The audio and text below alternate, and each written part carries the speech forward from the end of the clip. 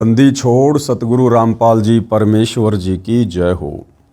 सत्साई भाई और बहनों, बहुत बड़ी दया, बहुत बड़ी मेहर पूज्य गुरुदेव भगवान की, परमेश्वर रामपाल जी की, जिनके शुभ आशीर्वाद से, विशेष आशीर्वाद से पुस्तक मानवता का गिरता हास तथा विकास, इसके ऊपर वीडियो बनाने की श्रृंखला जारी है। भाई और बहनों, ये पुस्तक मानवता का गिरता हास तथा विकास सन 2014 बरवाला कांड से पहले लिखी गई थी। इस पुस्तक के ऊपर राष्ट्रीय समाज सेवा समिति का ठप्पा लगा हुआ है। ये पुस्तक चाहे राष्ट्रीय समाज सेवा समिति वालों ने लिखी हो, चाहे परम पूज्य सतगुरु रामपाल जी ने लिखी हो, आप और हमने पूज्य गुरुदेव भगवान के द्वारा दिए गए तत्व ज्ञान आधार से केवल निष्कर्ष निकालना है। आज इस पुस्तक के ऊपर हमारा तीसरे नंबर का वीडियो है। वीडियो शुरू करने से पहले पूज्य गुरुदेव भगवान का जयकारा लगाएंगे, उनका आशीर्वाद प्राप्त करेंगे। बंदी छोड़ सतगुरु रामपाल जी परमेश्वर जी की जय हो। परम पिता परमात्मा, सारी सृष्टि के सर्जनहार, कुल मालिक, असंख्य ब्रह्मांडों के स्वामी, जगत गुरु, तीनों लोकों में प्रवेश करके सबका धारण पोषण करने वाले राजाधीराज, आत्माधार, नाथों के नाथ, देवों के देव महादेव, सर्वेश्वर महेश्वर मृत्युंजय, अजरो अमर, आदि अनादि सनातनी प्रभु, जगत पिता जगदीश्वर, श्री श्री 1008 की उपाधि के वास्तविक अधिकारी, अकाल मूरत शब्द स्वरूपी राम वासुदेव, सर्वगतम ब्रह्म, परम पूज्य, प्रथम पूज्य, परम संत, परम पुरुष, परम धनी, परम दयालु, सत्य कबीर, हक्का कबीर, अल्लाहु कबीर, अल्लाहु अकबर, बाखबर, अल्लाह ताला, जगत के तारणहार, जगत के मुक्तिदाता, जगत के जगन्नाथ, हारे के सहारे, हिंदुओं के राम, मुसलमानों के अल्लाह, सिखों के वाहिगुरु, ईसाइयों के मसीह, दया के सागर दयानिधि, करुणा के सागर करुणानिधि, स्वयंभू परिभू, संकट मोचन, कष्ट हरण, मंगल करण, दुख भंजन, अविगत कबीर, निर्विकार निर्विषम परमात्मा, अलय अलेख सतगुरु, आदि अनादि सतगुरु, असली मर्यादा पुरुषोत्तम, असली राम, असली कृष्ण, असली घनश्याम, असली मुरारी, राजाओं के राजा, महाराजाओं के महाराजा, शहंशाहों के शहंशाह, सम्राटों के सम्राट, भगवानों के भगवान, अल्लाहों के अल्लाह, प्रभुओं के प्रभु, मसीहाओं के मसीह, सच्चे वाहिगुरु, बाबाओं के बाबा, पीरों के पीर, सेठों के सेठ, जगत सेठ, सावड़सा सेठ, सर्वगुण संपन्न, अनंत कोटि कलाओं के स्वामी, अनंत कोटि ब्रह्मांडों के नायक, योगियों में महायोगी, ध्यानियों में महाध्यानी, सिद्धों में परम सिद्ध, ज्ञानियों में तत्व ज्ञानी, ब्रह्म ज्ञानी, महाज्ञानी, परम ज्ञानी, सर्वश्रेष्ठ ज्ञानी, विज्ञानी, युवा कबीर, समर्थ कबीर, असमवात, अमित ओजा, सच्चे रहनुमा, करीम अल्लाह, सुभान अल्लाह, दुनिया के अंतिम पैगंबर, 8 सितंबर 1951 से गांव धनाना, जिला सोनीपत, हरियाणा, भारतवर्ष की पावन भूमि पे प्रकट रियल कल की भगवान श्री नारायण साकार हरि, श्री बाबा साहेब, नूर अनंत परमात्मा, सच्चे दरवेश, सच्चे बाखबर, संत श्रोमणी सतगुरु रामपाल जी परमेश्वर जी के चरण कमल में साध संगति से जुड़े हुए देश विदेश से आप और हम सभी सत्सेवक भाई बहनों का अनंत कोटि दंडवत प्रणाम। सत्साई भाई और बहनों, अब हम इस पुस्तक के ऊपर आगे बढ़ते हैं। राष्ट्रीय समाज सेवा समिति वालों ने, जो राष्ट्रीय समाज सेवा समिति सन 2010 में काल प्रेरणा से संत रामपाल जी परमेश्वर जी के आज्ञा के विरुद्ध बरवाला कांड जैसी घटना को जन्म देने के लिए सतलोक आश्रम बरवाला में सतगुरु रामपाल जी परमेश्वर जी के भाई के द्वारा, उनके नालायक बच्चों के द्वारा बनाई गई थी। जिस राष्ट्रीय समाज सेवा समिति में सैकड़ों की संख्या में सतलोक आश्रम से जुड़े हुए लोग शामिल थे, और आगे चलकर उसी राष्ट्रीय सेवा समिति ने अपनी मनमानी करते हुए जजों के खिलाफ 3 पुस्तकें लिखकर उनको बंटवाकर जजों को भड़काया और बरवाला कांड जैसी घटना को जन्म दिलवाया। तो आगे क्या कुछ लिखा जा रहा है, आप और हमने केवल निष्कर्ष निकालना है। नाम कौन से राम का जपना है। गीता जी के अध्याय 15 का श्लोक नंबर 16, द्वो इमो पुरुषों लोके क्षर च अक्षर एवं च क्षर सर्वाणी भूतानि कूटस्थ अक्षर उच्चते। अनुवाद, इस संसार में दो प्रकार के भगवान हैं, नाशवान और अविनाशी। कौन से संसार में? सतलोक को छोड़कर सतलोक के नीचे जो 7 संग ब्रह्मांड इस अक्षर पुरुष के हैं और इस काल का जो 21 ब्रह्मांड है, इनमें दो प्रकार के भगवान विशेष तौर पर प्रचलित हैं। एक तो ये क्षर पुरुष हो गया जो कि नाशवान है, दूसरा अक्षर पुरुष जिसको अविनाशी कहा जाता है, परंतु ये पूर्णतया अविनाशी नहीं है। और ये संपूर्ण भूत प्राणियों के शरीर तो नाशवान और जीवात्मा अविनाशी कहा जाता है। काल के 21 ब्रह्मांड में और अक्षर पुरुष के 7 संग ब्रह्मांडों में जितने भी प्राणी हैं, ये सब नाशवान हैं, परंतु आत्मा अविनाशी है। वो ना तो 21 ब्रह्मांडों वाली कभी विनाश में आती है, ना 7 संग ब्रह्मांड वाली आत्मा कभी विनाश में आती है। यानी केवल शरीर का नाश होता है, आत्मा का विनाश नहीं होता। आत्मा अजरो अमर है।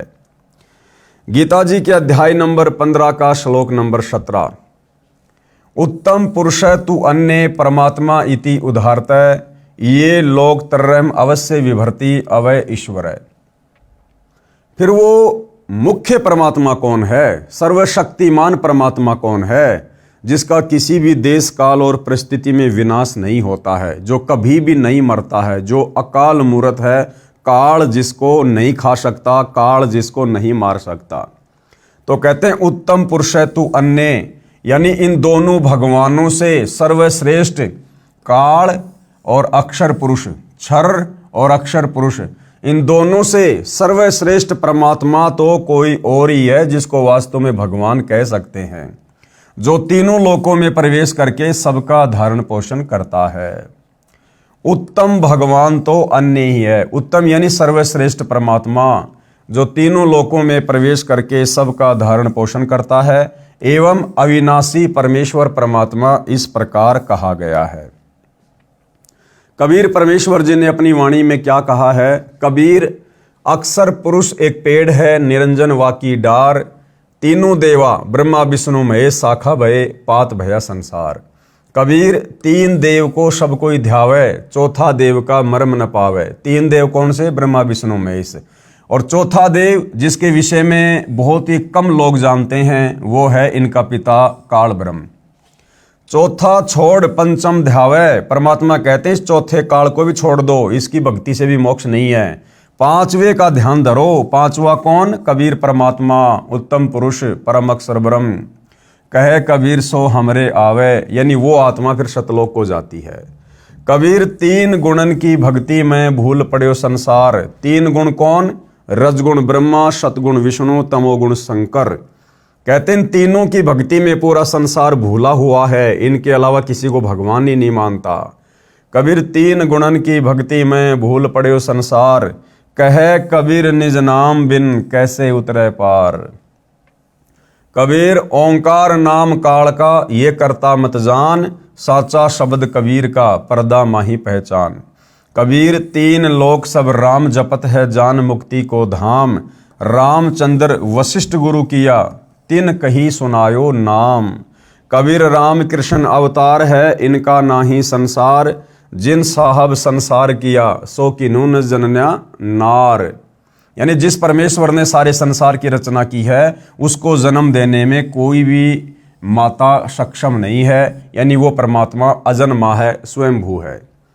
कबीर, 4 भुजा के भजन में भूल पड़े सब संत। 4 भुजा वाले भगवान कौन? ब्रह्मा विष्णु महेश। कबीरा, सुमरे तासु को जाके भुजा अनंत। कबीर परमेश्वर अपने आप को छुपाते हुए कह रहे हैं कि हम तो उस भगवान की पूजा करते हैं, उसकी साधना करते हैं जिसकी अनंत भुजा हैं। कबीर, वशिष्ठ मुनि से तत्वेता ज्ञानी, शोध कर लगन धरे, सीता हरण मरण दशरथ को बन बन राम फिरे। कबीर, समुद्र पाट लंका गए, सीता को भरतार, ताही अगस्त मुनि पी गयो, इनमें कौन करतार। कबीर, गोवर्धन श्री कृष्ण जी उठाया, द्रोगणागिरी हनुमंत, शेष नाग सब सृष्टि उठाई, इनमें कौन भगवंत। गरीब दुर्वासा कोपे तहाँ, समझ न आई नीच, 56 कोटि यादव कटे, मची रुधिर की कीच। गरीब काटे बंधन विपत में कठिन किया संग्राम, चीनो रे नर प्राणियों गरुड़ बड़ो के राम। कबीर कहे चित चेत हूँ शब्द करो निर्वार, श्री रामचंद्र को करता कहते हैं भूल पड़ो संसार।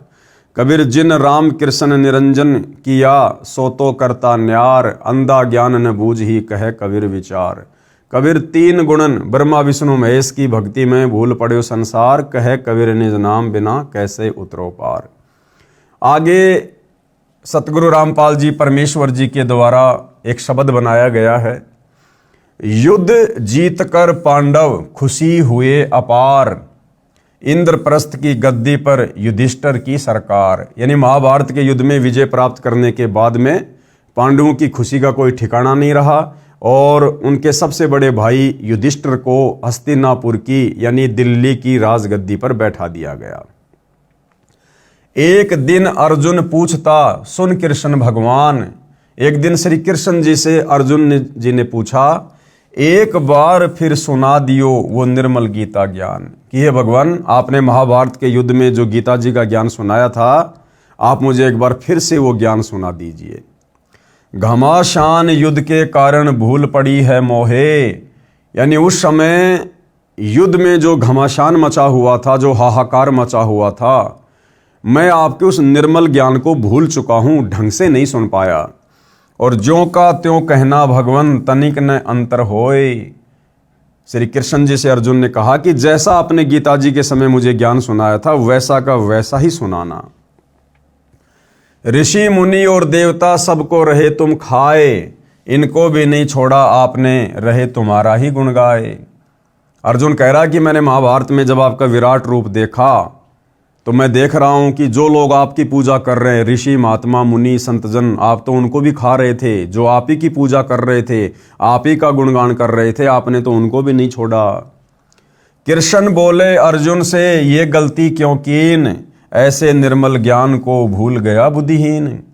अब श्री कृष्ण जी अर्जुन को दोष दे रहे हैं कि तूने महाभारत के समय उस ज्ञान को याद क्यों नहीं रखा, तू बड़ा बुद्धिहीन है, तू बड़ा श्रद्धाहीन है।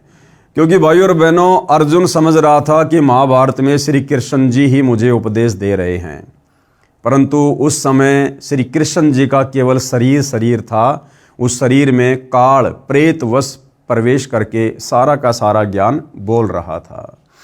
तो ना तो वो ज्ञान अच्छे से अर्जुन को ध्यान में रहा, और अब श्री कृष्ण जी कह रहे हैं कि मुझे भी ध्यान नहीं है भाई, मुझे भी भूल पड़ गई है, अब मुझे भी कुछ याद नहीं, भूल पड़ी निदान, ज्यों का त्यों उस गीता का मैं नहीं कर सकता गुणगान। क्योंकि वो ज्ञान श्री कृष्ण जी ने बोला ही नहीं था, इसलिए गुणगान कैसे कर सकता है। स्वयं श्री कृष्ण जी को याद नहीं और अर्जुन को धमकावे, बुद्धि काल के हाथ है चाहे त्रिलोकी नाथ कहावे। ज्ञानहीन प्रचार का ज्ञान कथे दिन रात, जो सर्वे को खाने वाला कहे उसी की बात। सब कहें भगवान कृपालु है कृपया करे दयाल, जिसकी सब पूजा करे वह स्वयं कहे मैं काल। मारे खावे सबको वह कैसा कृपाल, कुत्ते गधे सुअर बनावे है फिर भी दीन दयाल। बाइबल वेद कुरान है जैसे चांद प्रकाश, सूरज ज्ञान कबीर का करे तिमर का नाश। रामपाल साची कहे करो विवेक विचार, सत नाम व सार नाम यही मंत्र है सार।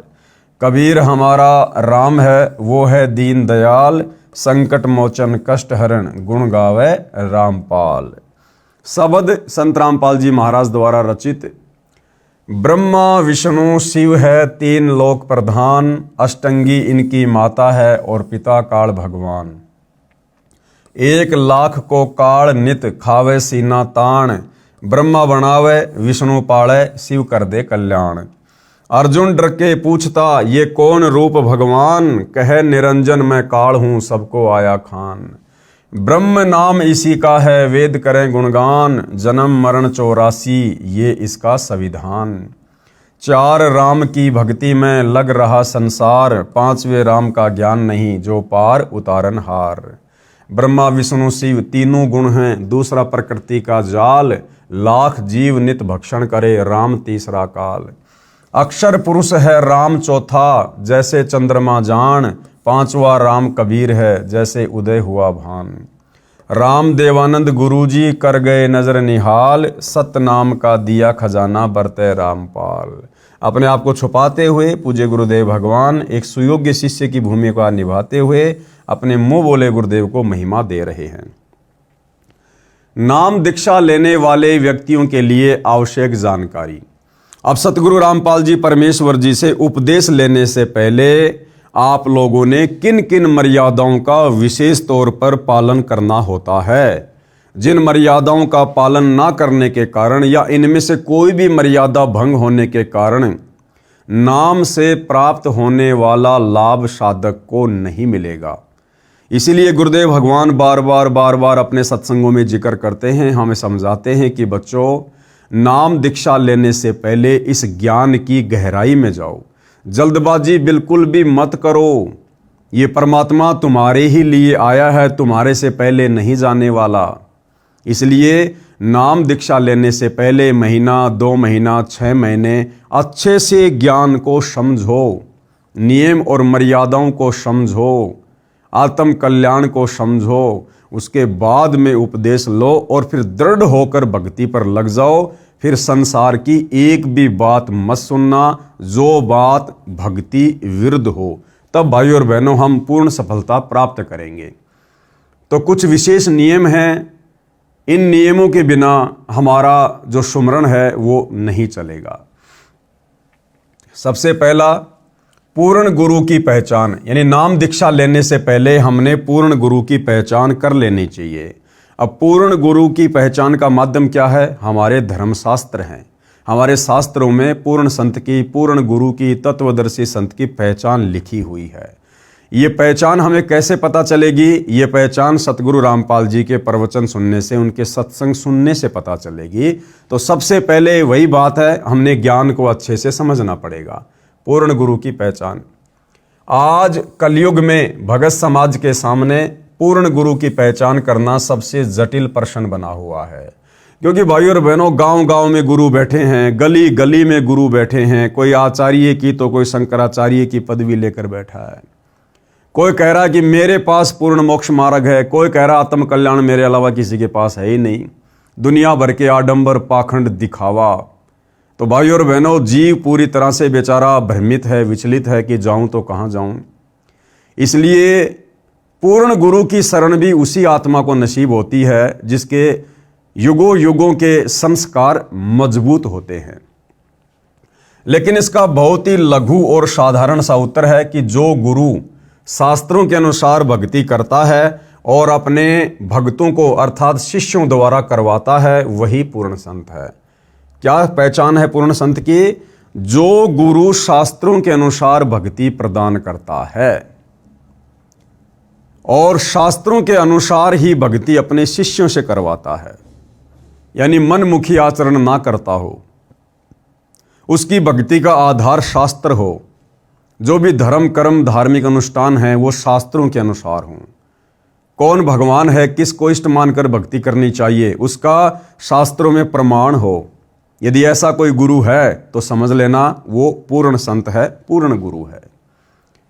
और अपने अनुयायियों अर्थात शिष्यों द्वारा करवाता है, वही पूर्ण संत है। चूंकि भक्ति मार्ग का संविधान धार्मिक शास्त्र जैसे कबीर साहिब की वाणी, नानक साहिब की वाणी, संत गरीबदास जी महाराज की वाणी, संत धर्मदास जी साहिब की वाणी, वेद, गीता, पुराण, कुरान, पवित्र बाइबल आदि हैं। जो भी संत शास्त्रों के अनुसार भक्ति साधना बताता है और भगत समाज को मार्गदर्शन करता है तो वह पूर्ण संत है। और भाइयों और बहनों, हम देख सकते हैं वर्तमान में इस पृथ्वी पर सतगुरु रामपाल जी के अलावा किसी भी धर्म में कोई भी धर्मगुरु, आचार्य, शंकराचार्य ऐसा नहीं है जो शास्त्रों के अनुसार भक्ति करता हो और अपने भक्तों से करवाता हो। केवल सतगुरु रामपाल जी हैं जिन्होंने न केवल हिंदू धर्म के ग्रंथ बल्कि सर्व धर्म ग्रंथों को दिखाया, पढ़ाया, समझाया और उनमें परमेश्वर को निकाल के बताया कि सच्चा परमात्मा कौन है, बाइबल में कहाँ प्रमाण है, कुरान में कहाँ प्रमाण है, गुरु ग्रंथ साहिब में कहाँ प्रमाण है, चारों वेदों में और गीता जी में कहाँ कहाँ परमेश्वर के विषय में प्रमाण है। अन्यथा वह भगत समाज का घोर दुश्मन है, जो शास्त्रों के विरुद्ध साधना करवा रहा है, इस अनमोल मानव जन्म के साथ खिलवाड़ कर रहा है। ऐसे गुरु या संत को भगवान के दरबार में घोर नरक में उल्टा लटकाया जाता है। तो देख लो भाई और बहनों, वर्तमान में इस पूरी पृथ्वी पर सतगुरु रामपाल जी के अलावा जितने भी भक्ति मार्ग में मार्गदर्शक बने हुए हैं, गुरु पद पर विराजमान हैं किसी भी धर्म में, वो सारे के सारे नकली हैं, काल के द्वारा भ्रमित हैं, और मृत्यु उपरांत उनको और उनके शिष्यों को दोनों को नरक में उल्टा लटकाकर घोर पीड़ाएं दी जाएंगी। उदाहरण के तौर पर जैसे कोई अध्यापक सिलेबस यानी पाठ्यक्रम से बाहर की शिक्षा देता है तो वह उन विद्यार्थियों का दुश्मन है। गुरु के लक्षण क्या हैं? परमेश्वर कबीर जी ने कबीर सागर के अध्याय जीव धर्म बोध पेज नंबर 1960 2024 पर गुरु के लक्षण बताए हैं। चौपाई क्या लक्षण हैं सच्चे गुरु के? गुरु के लक्षण 4 बखाना, यानी 4 प्रकार के लक्षण यदि दिखाई दें तो समझ लेना वो पूर्ण संत है, पूर्ण गुरु है। सबसे पहले प्रथम वेद शास्त्र का ज्ञाना, यानी उसे संपूर्ण शास्त्रों का ज्ञान होगा। विश्व के जितने भी धर्म हैं उन धर्मों के सभी शास्त्रों का उसे पूर्ण ज्ञान होगा।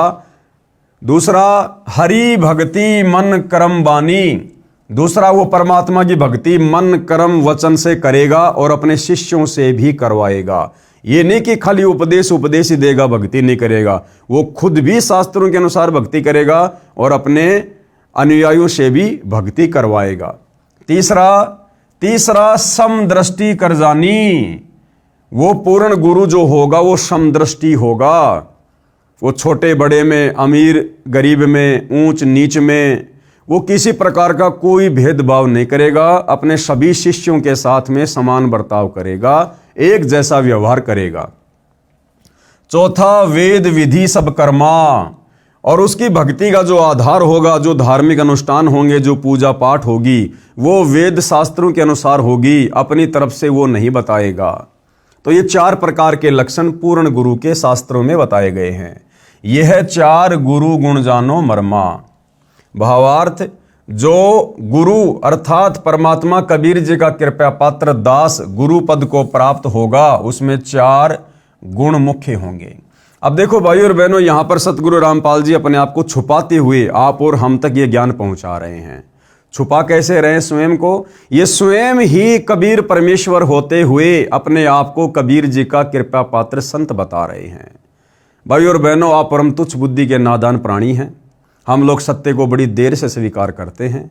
हमारी तुच्छ बुद्धि को देखते हुए सतगुरु रामपाल जी ने स्वयं कबीर होते हुए भी अपने आप को कबीर जी का दास बताकर ही ज्ञान प्रचार किया है।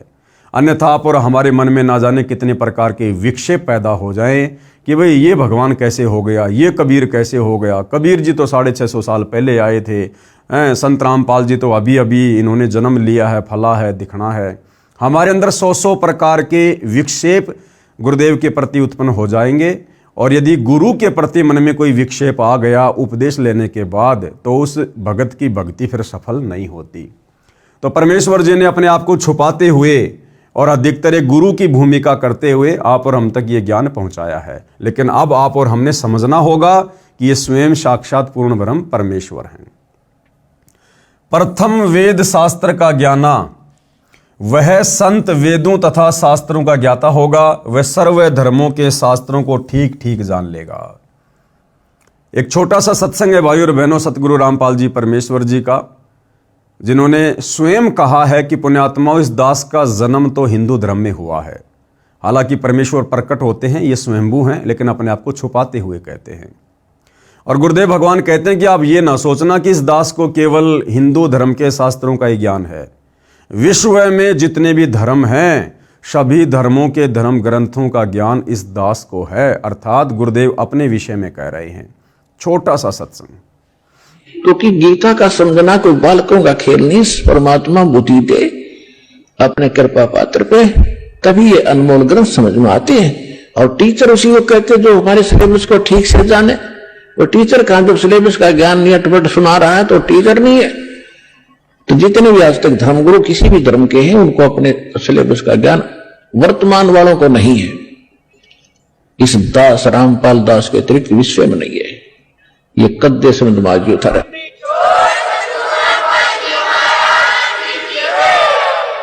और दास को पूरे विश्व के जितने ग्रंथ है सबका जानकारी है, एक की नहीं। क्योंकि हमारा जन्म तो हिंदू धर्म में हुआ, केवल हिंदू धर्म के शब्द ग्रंथ नहीं, पूरे विश्व के जितने भी धर्म ग्रंथ हैं सबकी जानकारी दास को दी है कबीर भगवान ने, उस परमात्मा। इस बात को भाइयों और बहनों और अच्छे से समझने के लिए हम आदरणीय गरीबदास जी के सदग्रंथ साहिब का उदाहरण भी ले सकते हैं। आदरणीय गरीबदास जी ने 24,000 वाणियों से युक्त सूक्ष्म वेद की रचना की, जिसको सदग्रंथ साहिब कहते हैं, अमर ग्रंथ कहते हैं। और आदरणीय गरीबदास जी के सदग्रंथ साहिब में विश्व की सभी भाषाओं के शब्दों का समावेश है। यानी विश्व में जितने भी देश हैं और उनमें जो भाषाएं बोली जाती हैं, सभी भाषाओं का समावेश आदरणीय गरीबदास जी के सदग्रंथ साहिब में है। और भाइयों और बहनों, वर्तमान में उस सदग्रंथ साहिब का अनुवाद कौन कर रहा है, खोलकर उसके ऊपर व्याख्या कौन कर रहा है, सदग्रंथ साहिब का खुलासा विश्व में पहली बार किसने किया? सतगुरु रामपाल जी ने किया, जिसमें विश्व के सभी देशों की भाषाओं का समावेश है। तो भाइयों और बहनों, ये कौन कर सकता है? स्वयं परमेश्वर ही कर सकते हैं। जिन्होंने वो सदग्रंथ साहिब लिखा है, वही महापुरुष उसका खुलासा कर सकता है। तो आदरणीय गरीबदास जी के रूप में भी स्वयं कबीर परमात्मा ही थे, और आज उस सदग्रंथ साहिब का जो महापुरुष खुलासा कर रहा है, वह महापुरुष भी स्वयं साक्षात कबीर भगवान ही है, जो हमारे पूज्य गुरुदेव जी के नाम से धरती पर प्रकट हैं। तो इससे हमारा संशय समाप्त हो जाना चाहिए। हम सतगुरु रामपाल जी को मात्र एक कबीर परमात्मा का भेजा हुआ दास या उनका अवतार या उनकी कोई विशेष आत्मा समझने की भूल ना करें। ये साक्षात ही पूर्ण ब्रह्म परमेश्वर हैं। तो सबसे पहली क्या पहचान है? वह संत वेदों तथा शास्त्रों का ज्ञाता होगा, वह सर्व धर्मों के शास्त्रों को ठीक ठीक जानेगा। दूसरा लक्षण, दूसरा हरि भक्ति मन कर्म बानी, वह केवल ज्ञान ही नहीं सुनाएगा, वह स्वयं भी परमात्मा की भक्ति मन कर्म वचन से करेगा। तीसरे, समदृष्टि कर जानी, तीसरा लक्षण क्या होगा? वह समदृष्टि होगा, सर्व अनुयायियों के साथ समान व्यवहार करेगा, वह समदृष्टि वाला होगा। आप देखते हैं कि आश्रम में सर्व श्रद्धालुओं को एक समान खाना पीना, एक समान बैठने का स्थान संत रामपाल जी के द्वारा माता पिता बहन भाई बच्चे जब कभी आश्रम में आते हैं, साधारण भगत की तरह आश्रम में रहते हैं। संत रामपाल जी तक तो ये बात ठीक है भाई और बहनों, क्योंकि वे तो समदृष्टि हैं, पूर्ण गुरु हैं। लेकिन वर्तमान में उनकी गैर हाजिरी में ये राष्ट्रीय समाज सेवा समिति वाले, संत रामपाल जी के परिवार वाले, ये भाई और बहनों भगत समाज के साथ में समदृष्टि वाला व्यवहार नहीं कर रहे हैं।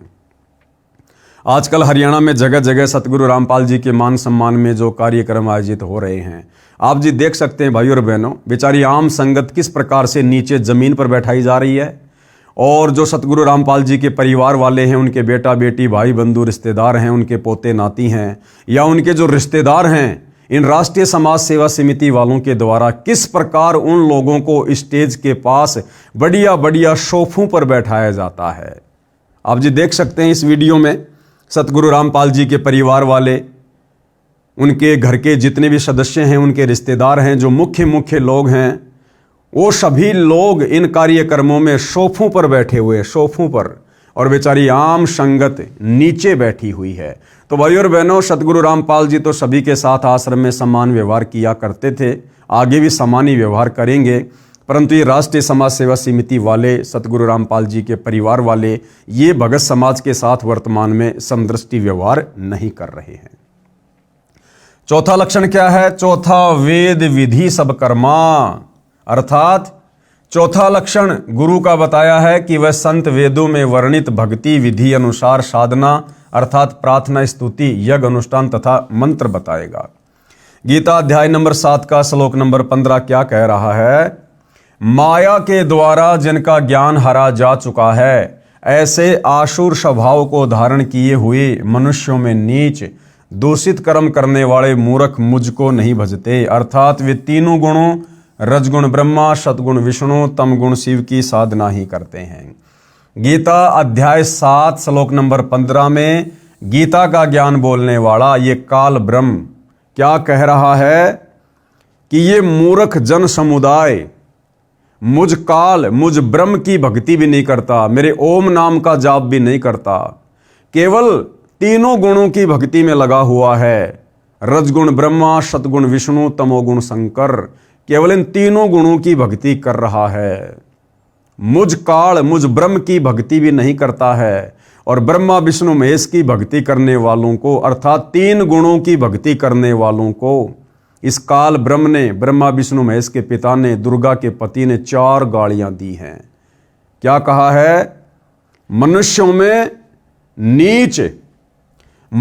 में नीच दूषित कर्म करने वाले, यानी सारे उल्टे काम करने वाले, मांस भी खाते हैं, ब्रह्मा विष्णु महेश की भक्ति करने वाले, नशा भी करते हैं, चोरी जारी भी करते हैं, मिलावट भी करते हैं, रिश्वतखोरी भी है, भ्रष्टाचारी भी है। यानी ब्रह्मा विष्णु महेश की भक्ति करने वाले सारे उल्टे कर्म करते हैं, खुद इनका पिता काल ब्रह्म कह रहा है। और हम देख भी रहे हैं भाई और बहनों, हिंदू समाज में विशेषकर ब्रह्मा विष्णु महेश की पूजा की जाती है। और देख लीजिए आप, कितना भ्रष्टाचार है, कितनी लूट मार है, कितनी रिश्वतखोरी है, किस प्रकार से नशा हो रहा है, व्यभिचार हो रहा है। तो 4 गालियां दी हैं ब्रह्मा विष्णु महेश की भक्ति करने वालों को। मनुष्यों में नीच दूषित कर्म करने वाले मूर्ख मुझको नहीं बसते, अर्थात ये तीनों गुणों रजगुण ब्रह्मा, सतगुण विष्णु, तम गुण शंकर की साधना ही करते रहते हैं। फिर यजुर्वेद अध्याय नंबर 40 श्लोक नंबर 10 संत रामपाल जी द्वारा भाष्य। ये श्लोक आप जियों के सामने है, हम सीधा इसके अनुवाद पर चलते हैं। परमात्मा के बारे में सामान्यतः निराकार अर्थात कभी न जन्मने वाला कहते हैं। यानी सब लोगों की एक ही थ्योरी है इस तत्व ज्ञान के अभाव में कि परमात्मा कभी जन्म नहीं लेता, परमात्मा निराकार है, वो दिखाई नहीं देता। दूसरे आकार में अर्थात जन्म लेकर अवतार रूप में आने वाला कहते हैं। कुछ लोग कह देते हैं कि भाई वो भगवान ब्रह्मा विष्णु महेश के रूप में या फिर राम कृष्ण के रूप में अवतार लेकर आ जाता है, साकार रूप में आ जाता है। जो टिकाऊ अर्थात पूर्ण ज्ञानी अच्छी प्रकार सुनाते हैं उसको इस प्रकार सही तौर पर वही समरूप अर्थात यथार्थ रूप में भिन्न भिन्न रूप से प्रत्यक्ष ज्ञान कराते हैं। यानी तत्वदर्शी संत ही बताएगा कि वास्तव में परमात्मा की स्थिति क्या है, वो आकार में है या निराकार है या कैसा है। गीता अध्याय 4 श्लोक नंबर 34 श्लोक आप जियों के सामने है। अनुवाद: उसको समझ उस पूर्ण परमात्मा के ज्ञान व समाधान को जानने वाले संतों को भली भांति दंडवत प्रणाम करने से, उनकी सेवा करने से और कपट छोड़कर सरलता पूर्वक प्रश्न करने से वे परमात्म तत्व को भली भांति जानने वाले ज्ञानी महात्मा तुझे उस तत्व ज्ञान का उपदेश करेंगे।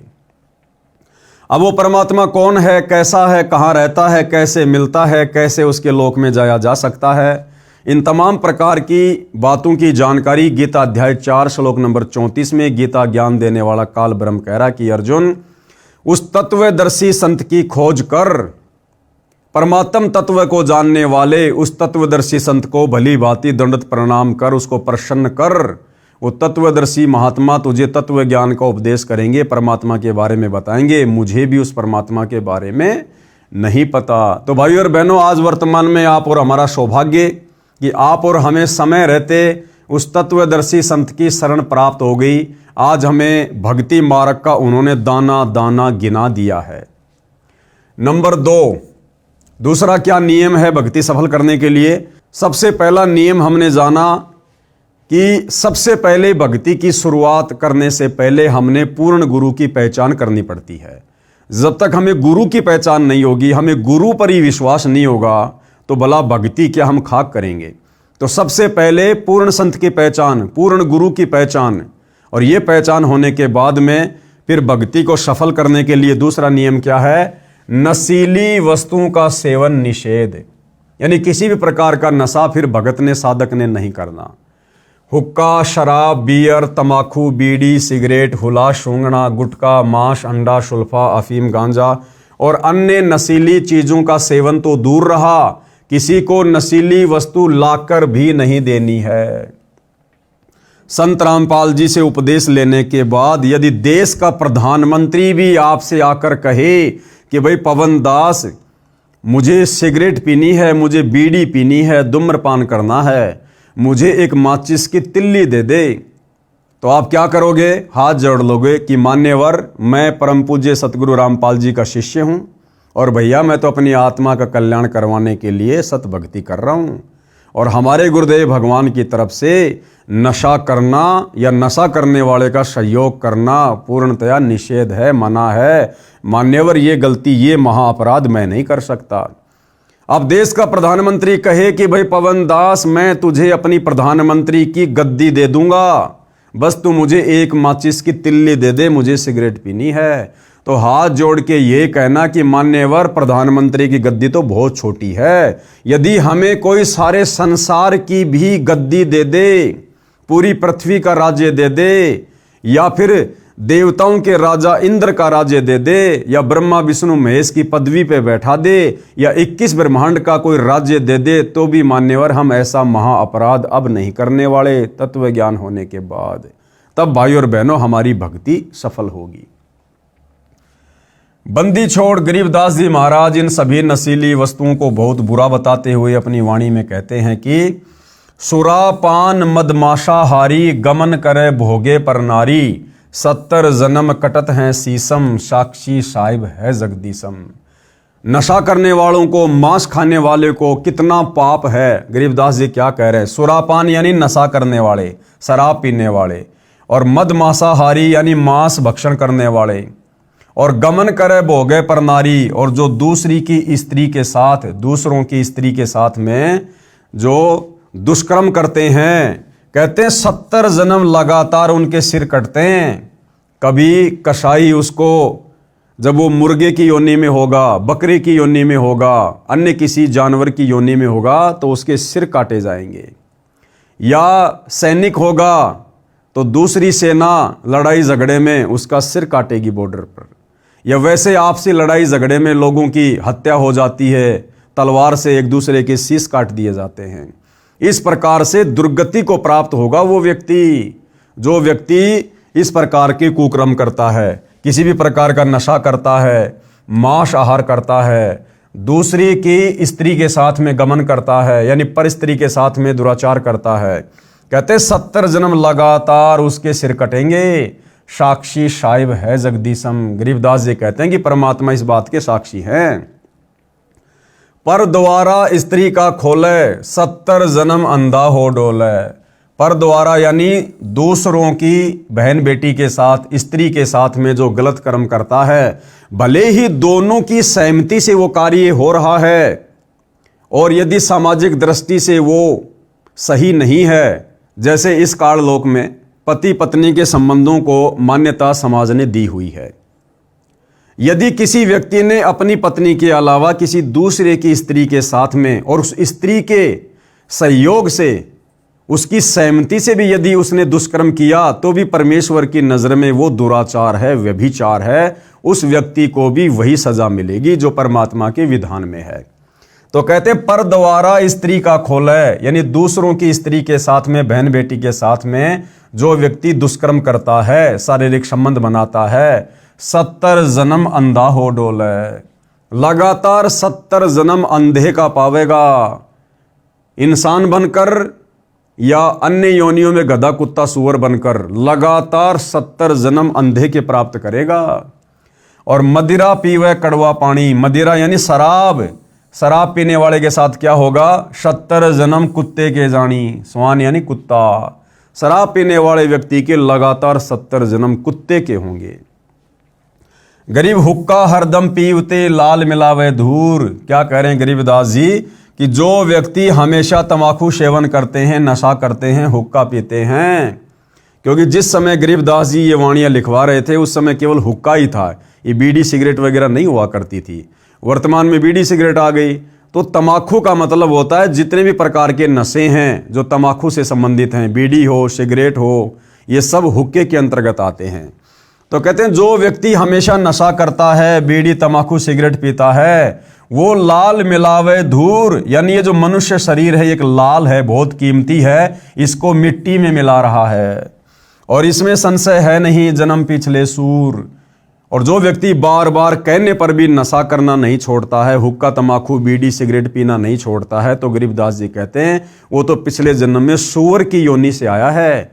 क्योंकि सूअर की क्या आदत होती है, हमेशा गंदगी में नाक रगड़ना।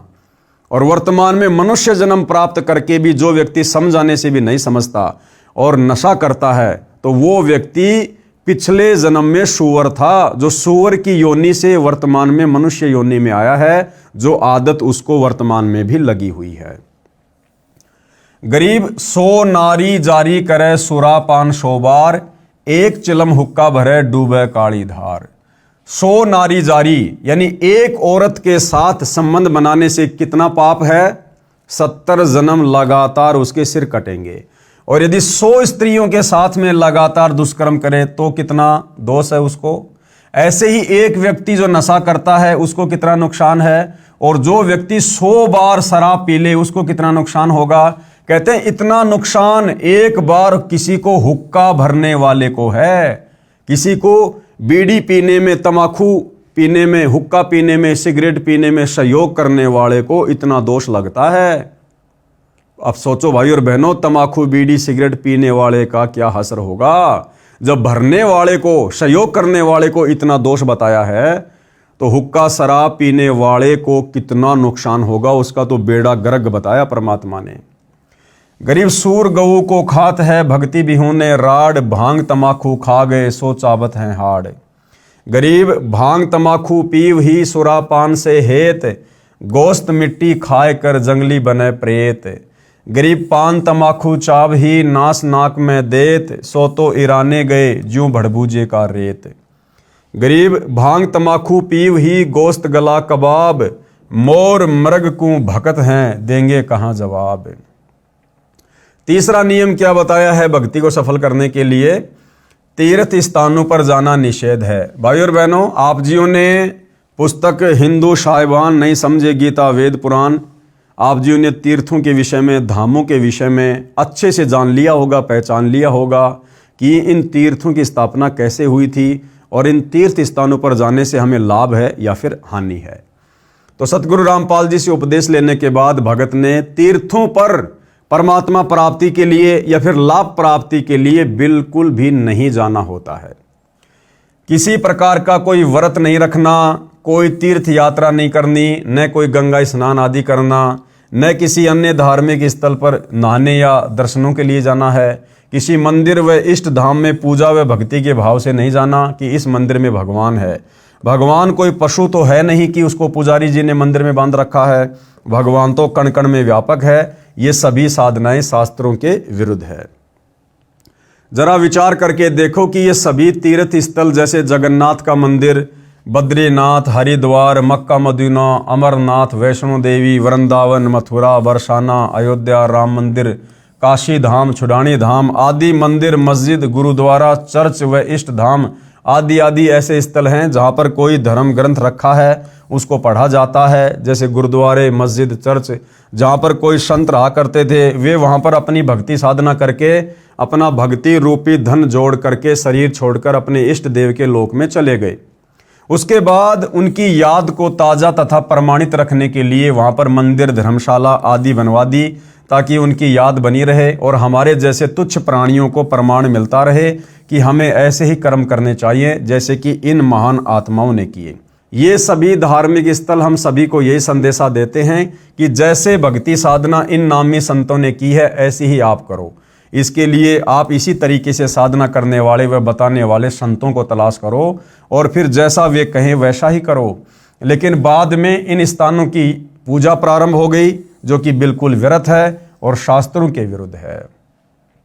और देखिए भाई और बहनों, किस प्रकार से सतगुरु रामपाल जी के भगत होने के बावजूद इन राष्ट्रीय समाज सेवा समिति वालों ने, सतगुरु रामपाल जी के परिवार ने अयोध्या में जो राम मंदिर बना हुआ है, जो कि आन उपासना का केंद्र है, वहां पर काल की भक्ति होती है और दुनिया भर के ज्ञानहीन श्रद्धालु राम मंदिर के दर्शन करने के लिए आ रहे थे।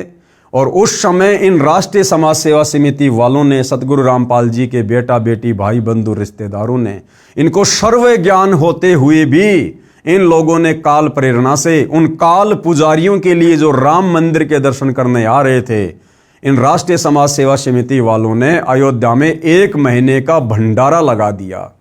यानी सीधे सीधे इन लोगों ने आन उपासना में सहयोग किया। वहां पर आन उपासना में सहयोग, क्योंकि वहां पर लोग क्यों आ रहे थे, श्रद्धालु क्यों आ रहे थे?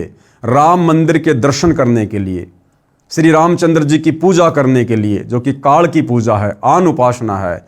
और शतलोक आश्रम वालों ने वहां पर 1 महीने का भंडारा लगा दिया कि भैया तुम लोग अच्छे से राम जी के दर्शन करो, आन उपासना करो और खाने पीने की चिंता बिल्कुल भी मत करना। हम बुद्धिहीन, ज्ञानहीन राष्ट्रीय समाज सेवा समिति वाले, संत रामपाल जी के परिवार वाले अभी जिंदा हैं, तुम्हें कोई दिक्कत नहीं आने देंगे।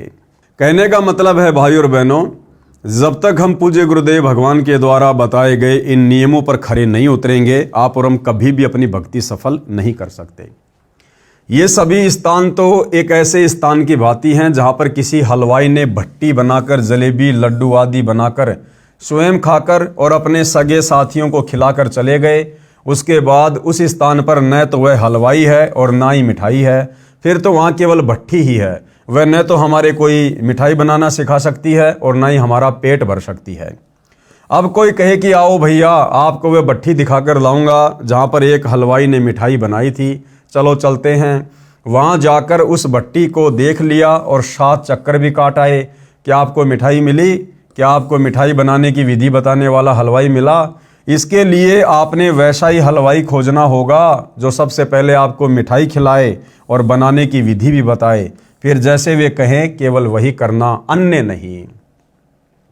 ठीक इसी प्रकार गुरुदेव भगवान हमें समझाना चाहते कि नादानों, हमने इन तीर्थों पर जाने से वर्तमान में कोई फायदा नहीं है। हमने वर्तमान में उस पूर्ण गुरु की, तत्वदर्शी संत की खोज करनी चाहिए जो वास्तव में हमें परमात्मा से मिलाने वाली भक्ति बताए। और उसके बाद उपदेश लेने के बाद केवल भगत ने उतना ही करना है, वैसा ही करना है जितना गुरु हमें आज्ञा दे, इससे ज्यादा नहीं। ठीक इसी प्रकार तीर्थ स्थानों की पूजा न करके वैसे ही संतों की तलाश करो जो शास्त्रों के अनुसार पूर्ण परमात्मा कबीर साहब की भक्ति करते हुए बताते हों। फिर जैसे वे कहें केवल वही करना, अपनी मनमानी नहीं करना। लेकिन वर्तमान में ये राष्ट्रीय समाज सेवा समिति वाले भाई और बहनों पूर्णतया अपनी ही मनमानी कर रहे हैं। सतगुरु के एक भी वचन पर ये लोग नहीं चल रहे हैं। यथार्थ ज्ञान स्वयं परमेश्वरी बताते हैं। यथार्थ ज्ञान यानी भक्ति मार्ग का सत्य ज्ञान कौन बताते हैं? यथार्थ ज्ञान स्वयं परमेश्वरी बताते हैं। तो आज इस पृथ्वी पर यथार्थ ज्ञान कौन बता रहे हैं? सतगुरु रामपाल जी। तो सतगुरु रामपाल जी कौन हुए? पूर्ण परमेश्वर, स्वयं कबीर देव। वे स्वयं अमर लोक से चलकर आते हैं। और जब परमेश्वर कबीर जी सतगुरु रूप में धरती पर अमर लोक से चलकर आते हैं तो किसी माँ के गर्भ से जन्म लेकर नहीं आते। वे स्वयंभू हैं, स्वयं प्रकट होते हैं। आप और हम चरम दृष्टि से देख नहीं पाते हैं। इसका प्रमाण है ऋग्वेद मंडल 9 सूक्त 86 मंत्र 26-27, ऋग्वेद मंडल 9 सूक्त 82 मंत्र 1-2-3 में, ऋग्वेद मंडल 9 सूक्त 96 मंत्र 16 से 20 और अनेक स्थानों पर वेद में प्रमाण है कि परमात्मा ऊपर के लोक में रहता है, वहां से गति करके अर्थात चल कर आता है। सत्य लोक वाले शरीर के समान दूसरा तेज पुंज का शरीर धारण करके आम व्यक्ति की तरह जीवन जीकर कुछ दिन संसार में रहकर अपनी शब्द साखियों के माध्यम से सत्य ज्ञान को वर्णन करके पूर्ण परमात्मा के छुपे हुए वास्तविक सत्य ज्ञान तथा भक्ति को जागृत करते हैं। गीता अध्याय नंबर 16 का श्लोक नंबर 23 क्या कह रहा है भाई और बहनों? कि शास्त्र विधि को त्याग कर जो मनमाना आचरण करते हैं उनको भक्ति मार्ग में किसी प्रकार का कोई भी लाभ नहीं होता है। जो पुरुष शास्त्र विधि को त्याग कर, पुरुष यानी भगत, जो भगत शास्त्र विधि को त्याग कर अपनी इच्छा से मनमाना आचरण करता है वह न सिद्धि को प्राप्त होता है, न परम गति को और न सुख को ही। फिर गीता अध्याय नंबर 6 का श्लोक नंबर 16 क्या कह रहा है? श्लोक आप जियों के सामने है। हे अर्जुन, यह योग यानी भक्ति, अर्थात ये भक्ति न तो बहुत खाने वाले की और न बिल्कुल न खाने वाले की, न एकांत स्थान पर आसन लगाकर साधना करने वाले का तथा न बहुत सोने वाले के स्वभाव वाले का और न सदा जागने वाले की सिद्ध होती है। कहने का मतलब है यदि हमने भक्ति सफल करनी है तो हमने संयम में रहकर भक्ति करनी पड़ेगी। इतना ज़्यादा भोजन भी नहीं खाना है कि अंगड़ाई टूटती रहे, निंद्रा आती रहे और हम भजन कर ही ना सकें, और इतना कम भी नहीं खाना है कि पेट में चूहे कूदते रहें, बार बार भोजन की याद आती रहे। हमने संयमित होकर भक्ति करनी है, ना ज़्यादा जागना है ना ज़्यादा सोना है। गुरुदेव कहते पूजे देवी धाम को शीस हलावे जो, गरीब दास साची कहें हद काफिर है वो। कबीर गंगा काठे घर करे पीवे निर्मल नीर, मुक्ति नहीं हरिनाम बिन सतगुरु कहें कबीर। कबीर तीर्थ कर कर जगमुआ उड़े पानी नहाय, राम ही नाम ना जप्या काल घसीटे जाए। गरीब पीतल ही का थाल है पीतल ही का लोटा, जड़ मूर्त को पूजते आवेगा टोटा। गरीब पीतल चमचा पूजिए जो थाल परोसै, जड़ मूर्त किस काम की मत रहो भरोसै। कबीर पर्वत पर्वत में फिरया कारण अपने राम, राम सरीखे जन मिले जिन सारे सब काम। चौथा नियम क्या है भाइयों और बहनों? पितर पूजा निषेध। सतगुरु रामपाल जी से उपदेश लेने के बाद में हमने पितर पूजा, समाधि पूजा बिल्कुल भी नहीं करनी है। पितर पूजा निषेध, किसी प्रकार की पितर पूजा, श्राद्ध निकालना आदि कुछ नहीं करना है। भगवान श्री कृष्ण जी ने भी इन पितरों की व भूतों की पूजा करने से साफ साफ मना किया है। गीता जी के अध्याय नंबर 9 के श्लोक नंबर 25 में कहा है कि, ये यहाँ पर श्लोक लिखा हुआ है, आप जी पढ़ सकते हैं, अनुवाद किया है, देवताओं को पूजने वाले देवताओं को प्राप्त होते हैं, पितरों को पूजने वाले पितरों को प्राप्त होते हैं। यानी जो जैसी पूजा भक्ति करेगा उसी के लोक में जाएगा, उन्हीं को प्राप्त होगा। और भूतों को पूजने वाले भूतों को प्राप्त होते हैं, और मता अनुसार पूजन करने वाले भगत मुझे ही लाभान्वित होते हैं। बंदी छोड़ गरीबदास जी महाराज और कबीर साहिब जी कहते हैं, गरीब भूत रमेशो भूत है, देव रमेशो देव, राम रमेशो राम है, सुनो सकल सुरभेव।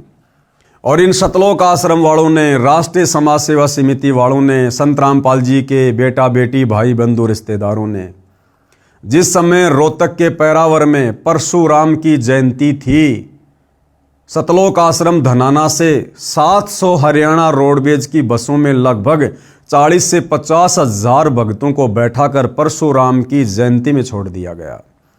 अब भैया परशुराम जी वर्तमान में कौन है, क्या है, कहाँ है, ये तो परमात्मा का विधान बताएगा। परशुराम जी को शत भक्ति थोड़ा ना किया करते थे, काल साधना किया करते थे। मरने के बाद वो पितर बने, वो पितर लोक में चले गए। सीधा सीधा गुरुदेव भगवान ने कबीर सागर से दिखा दिया, और कबीर सागर के सरलार्थ में अपने कर कमल से लिख दिया कि परशुराम वर्तमान में पितरलोक में है, पितरलोक में। और ये नादान संगत परशुराम की जयंती में जाकर क्या कर रही है? परशुराम जी की जयंती में जाना, उस धाम पर जाना ही पितर पूजा में आ जाता है। तो ये कहाँ जाएंगे ये नादान भगत, जिन्होंने इतनी बड़ी गलती इन राष्ट्रीय समाज सेवा समिति वालों के चक्कर में आकर कर डाली है। इसलिए उस पूर्ण परमात्मा परमेश्वर की भक्ति करो जिससे पूर्ण मुक्ति होवे। वह परमात्मा पूर्ण ब्रह्म सत्य पुरुष सत्य कबीर है। इसी का प्रमाण गीता जी के अध्याय नंबर 18 के श्लोक नंबर 46 में है। ये श्लोक आप जियों के सामने है। सीधे हम अनुवाद पर चलते हैं। जिस परमेश्वर से संपूर्ण प्राणियों की उत्पत्ति हुई है, संपूर्ण प्राणी कौन? सतलोक में जितनी भी आत्माएं हैं, अलख लोक में, अगम लोक में जितनी भी आत्माएं हैं, और फिर अक्षर पुरुष के सातसंग ब्रह्मांड में जितनी भी आत्माएं हैं, काल के 21 ब्रह्मांड में आप और हम जितनी भी आत्माएं हैं, ये सारी की सारी आत्माएं उसी परम अक्षर ब्रह्म पूर्ण ब्रह्म सत्य कबीर ने उत्पन्न की अपनी वचन शक्ति से। जिस परमेश्वर से संपूर्ण प्राणियों की उत्पत्ति हुई है और जिससे यह समस्त जगत व्याप्त है और जिससे पूरी सृष्टि चलायमान है, उस परमेश्वर की अपने स्वाभाविक कर्मों द्वारा पूजा करके, स्वाभाविक कर्म कौन से? यानी काम करते करते, और तत्वदर्शी संत हमें जो भक्ति विधि बताएगा उसको करना, यानी अपना दैनिक कार्य करते करते, जैसे किसान है खेत में कार्य करते करते, व्यापारी है अपना व्यापार करते करते, ड्राइवर है अपनी ड्राइवरी करते करते, इस प्रकार से स्वाभाविक कार्य करते करते इस भक्ति को सफल किया जाता है।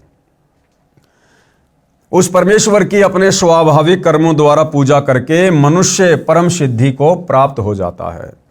फिर गीता अध्याय नंबर 18 का श्लोक नंबर 62 श्लोक आप जियों के सामने है। हे भरत सौभद्र अर्जुन, तू सर्वभाव से उस ईश्वर की ही शरण में चला जा।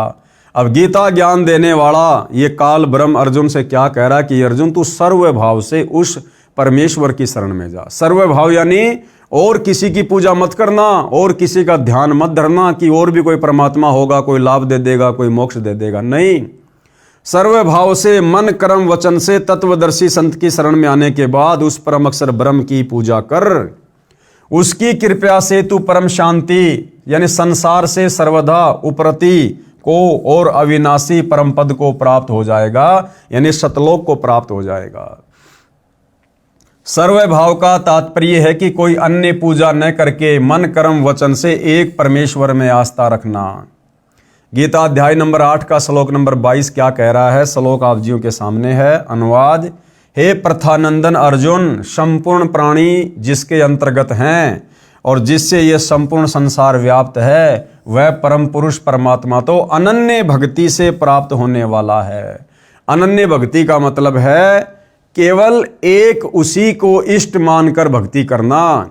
जैसे वर्तमान में सबसे पहले तो आप और हमने परमपिता परमेश्वर को पहचाना कि साक्षात सतगुरु रामपाल जी ही पूर्ण ब्रह्म परमेश्वर हैं, कबीर देव हैं। उसके बाद अपने गुरुदेव भगवान को ही अपना इष्ट मानकर पूजा करना, गुरु के अलावा किसी और में परमात्मा ना देखना, ये अनन्य भक्ति होती है। यानी मन कर्म वचन से केवल एक ही अपने गुरु को इष्ट मान के भक्ति करना।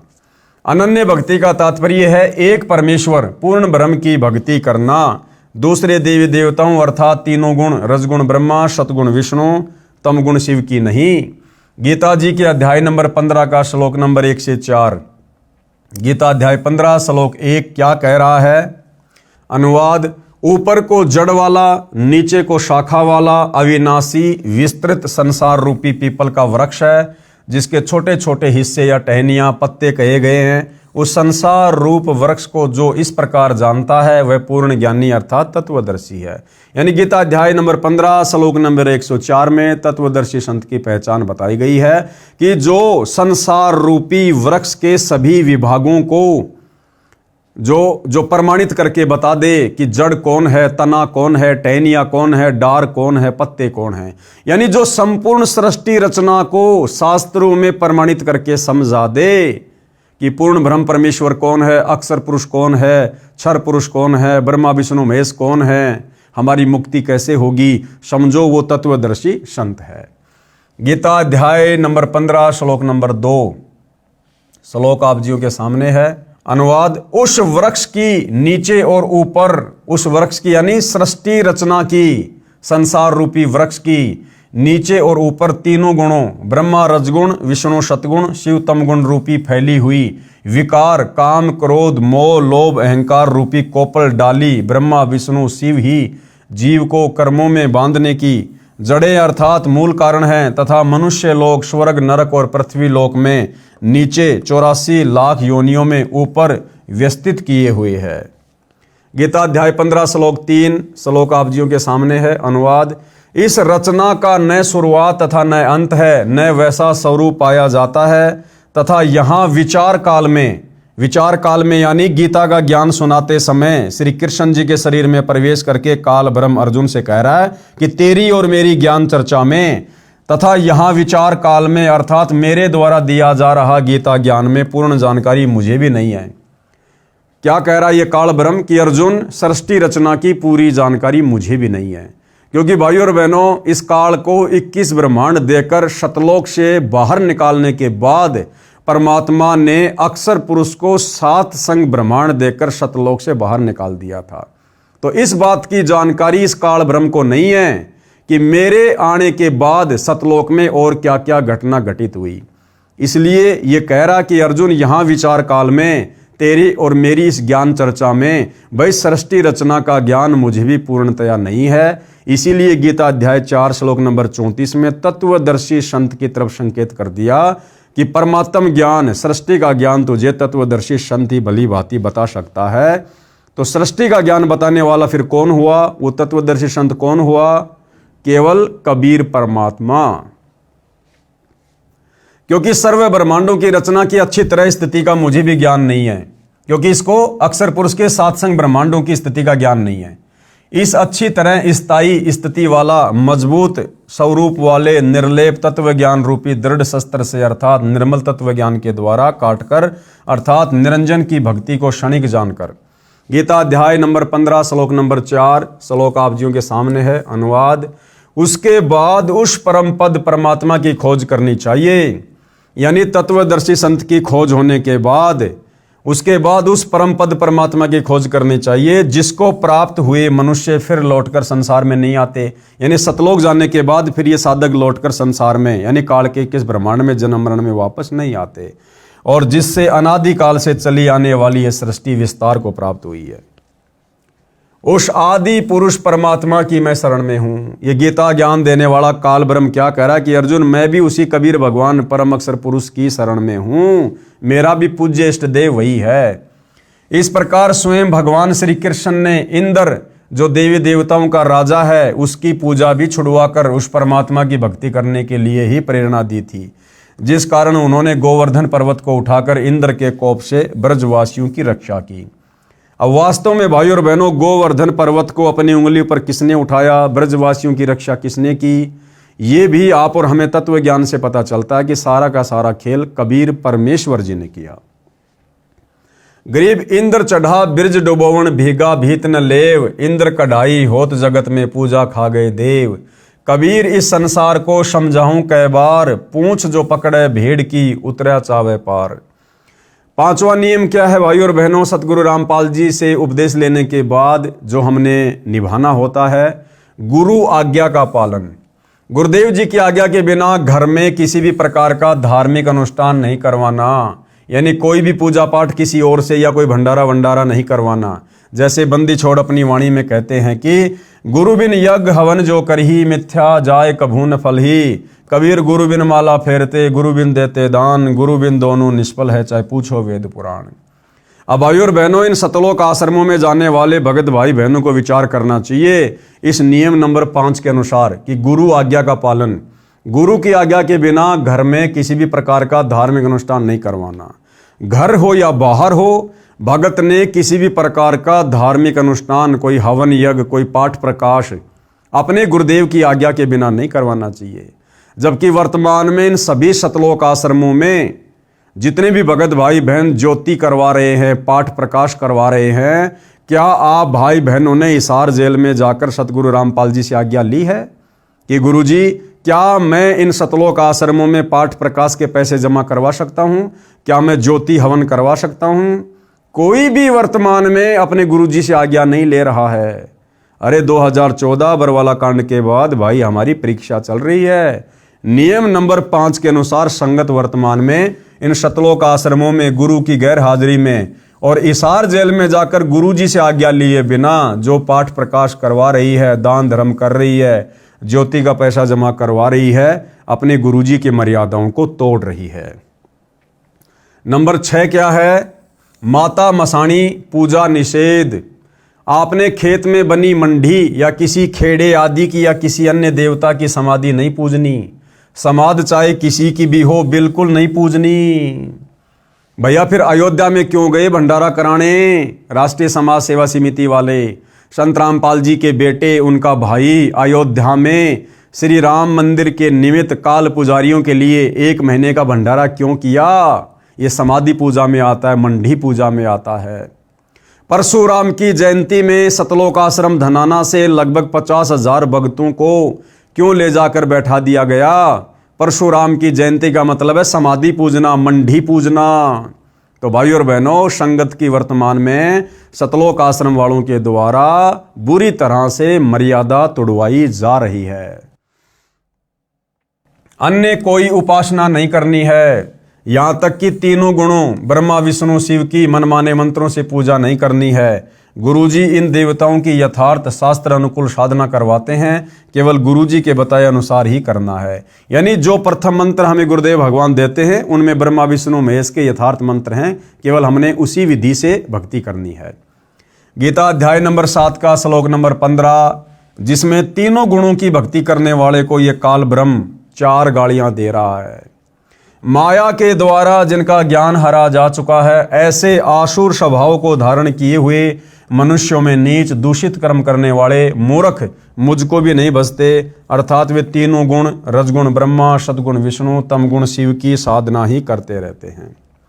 कबीर माई मसाणी सेठ शीतला भैरव भूत हनुमंत, पई परमात्मा उनसे दूर है जो इनको पूजनते। कबीर 100 वर्ष गुरु की सेवा, एक दिन आन उपासी, वो अपराधी आत्मा पड़े काल की फांसी। गुरु को तजे भजे जो आना, ता पशुओं को फोकट ज्ञाना। 7वां नियम क्या है सतगुरु रामपाल जी की भक्ति को सफल करने के लिए? संकट मोचन कबीर साहिब है। कर्म कष्ट होने पर कोई अन्य इष्ट देवता की या माता मसाणी आदि की पूजा कभी नहीं करनी है, न किसी प्रकार की पूजा पढ़वानी है। केवल बंदी छोड़ कबीर साहिब को पूजना है, यानी अपने गुरुदेव भगवान की ही पूजा करनी है, जो सभी दुखों को हरने वाले संकट मोचन हैं। इस प्रकार शास्त्र अनुकूल साधना से हुए लाभ देखें इसी पुस्तक के पेज नंबर 118 पर। सामवेद संख्या नंबर 822, उतारचिक अध्याय 3 खंड नंबर 5 श्लोक नंबर 8, संत रामपाल जी द्वारा भाषा भाष्य। ये श्लोक आप जियों के सामने है, हिंदी अनुवाद।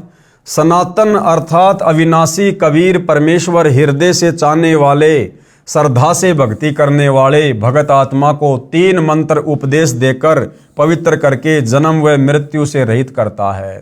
तो वर्तमान में भाई और बहनों, हमें ये तीनों प्रकार के मंत्र कौन दान कर रहे हैं? सतगुरु रामपाल जी। तो कौन हुए सतगुरु रामपाल जी? कबीर परमेश्वर तथा उसके प्राण अर्थात जीवन श्वासों को जो संस्कारवश अपने मित्र अर्थात भगत के गिनती के डाले हुए होते हैं, उनको अपने भंडार से पूर्ण रूप से बढ़ाता है। यानी वो परमात्मा सच्ची साधना करने वाले साधक की उम्र भी बढ़ाता है, जिस कारण से परमेश्वर के वास्तविक आनंद को अपने आशीर्वाद प्रसाद से प्राप्त करवाता है। कबीर देवी देव ठाडे भये हमको ठोर बताओ, जो मुझ कबीर को पूजे नहीं उसको लूटो खाओ। कबीर काल जो पीसे पीसना, जोरा है पणिहार, ये 2 असल मजदूर हैं सतगुरु के दरबार। आगे नियम नंबर 8, यानी सतगुरु रामपाल जी की भक्ति यदि आपने सफल करनी है तो 8 नंबर नियम को भी भली भांति निभाना पड़ेगा। अनावश्यक दान निषेध, यानी फालतू में हमने कहीं भी जाकर दान धर्म नहीं करना है। भाई और बहनों, एक भी नियम ये सतलोक आश्रम वाले संगत को फॉलो नहीं करने दे रहे। गुरुदेव ने नियम नंबर 8 में क्या बताया? अनावश्यक दान करना बिल्कुल मना है। और वर्तमान में क्या आ रहा है भाई और बहनों? अनावश्यक रूप से जबरदस्ती 15-15 लाख में 10-10 लाख रुपए में लोगों के मकान बनवाए जा रहे हैं राष्ट्रीय समाज सेवा समिति वालों के द्वारा। व्यर्थ में लोगों के घरों पर जा जाकर उनको कई हजारों रुपये का राशन दिया जा रहा है, जबकि गुरुदेव का सख्त आदेश है कि हमने जाकर किसी को भी भोजन नहीं खिलाना, और सूखा राशन तो हमने भूलकर भी नहीं देना। आपके घर पर कोई भिखारी आ जाए तो खाना खिला सकते हैं, जा जाकर नहीं देना। और भिखारी को भी 1 रुपया दान करने के लिए गुरुदेव ने मना किया है, और यहां 15-15 लाख रुपए दान किए जा रहे हैं लोगों के मकान बनाकर। तो भाई और बहनों, टोटल गुरुदेव भगवान के ज्ञान के विरुद्ध वर्तमान में सतलोक आश्रम वाले चल रहे हैं। तो क्या नियम है गुरुदेव का? अनावश्यक दान निषेध। कहीं पर और किसी को दान रूप में कुछ नहीं देना, ना पैसे न बिना सिला हुआ कपड़ा आदि कुछ नहीं देना। यदि कोई दान रूप में कुछ मांगने आए तो उसे खाना खिला दो, चाय दूध लस्सी पानी आदि पिला दो, परंतु देना कुछ भी नहीं है। न जाने वह भिखारी उस पैसे का क्या दुरुपयोग करे। जैसे एक व्यक्ति ने किसी भिखारी को उसकी झूठी कहानी, जिसमें वह बता रहा था कि मेरे बच्चे इलाज बिना तड़प रहे हैं, कुछ पैसे देने की कृपया करें, उसको सुनकर भावनावश होकर 100 रुपये दे दिए। वह भिखारी पहले पाव शराब पीता था, उस दिन उसने आधा बोतल शराब पिया और अपनी पत्नी को पीट डाला। उसकी पत्नी ने बच्चों सहित आत्महत्या कर ली। आप द्वारा किया हुआ वह दान उस परिवार के नाश का कारण बना। यदि आप चाहते हो कि ऐसे दुखी व्यक्ति की मदद करें तो उसके बच्चों को डॉक्टर से दवाई दिलवा दो, पैसा ना दो। अब भाई और बहनों, मान लीजिए ये सतलोक आश्रम वाले अन्नपूर्णा मुहिम के तहत ये लोगों के मकान बनवा रहे हैं, 15 लाख रुपए का मकान बनवा दिया, अगले को सुपुर्द कर दिया। अब भाई और बहनों, वो व्यक्ति भगत तो है नहीं, कल को ना जाने उसके मन में क्या दोष आ जाए, कोई दूसरा व्यक्ति उसको लालच दे दे कि भैया ये मकान तू मेरे को दे दे, देख पास में मेरा एक दूसरा मकान है, मैं तुझे वो मकान भी दे दूंगा, साथ में मैं तुझे 5 लाख रुपए और दे दूंगा। तो भाई उसका तो फ्री में मकान बना है, वो तो दूसरी जगह जाके रह लेगा और 5 लाख रुपए ले लेगा, और उसके बाद वो ना जाने क्या क्या दुरुपयोग करेगा। उनके घरों में जो कई हजारों रुपए का सूखा राशन डाला जा रहा है, क्या गारंटी है वो अपने घर में काम लेगा? वो किसी भी दुकान वाले को औने पौने दाम में बेचकर भी आ जाएगा, शराब पी लेगा, गुटखा बीड़ी पी लेगा, कुछ भी कर सकता है, क्योंकि गुरु का वचन है। भगत कभी भी गुरु से ज्यादा शाना नहीं हो सकता। लेकिन यहां इन राष्ट्रीय समाज सेवा समिति वालों ने अपनी शानपत का प्रयोग किया, अपनी चतुराई का प्रयोग किया, और गुरु के इस वचन नंबर 8 को उन्होंने तोड़ दिया। कबीर गुरु बिन माला फेरते, गुरु बिन देते दान, गुरु बिन दोनों निष्फल है, पूछो वेद पुराण।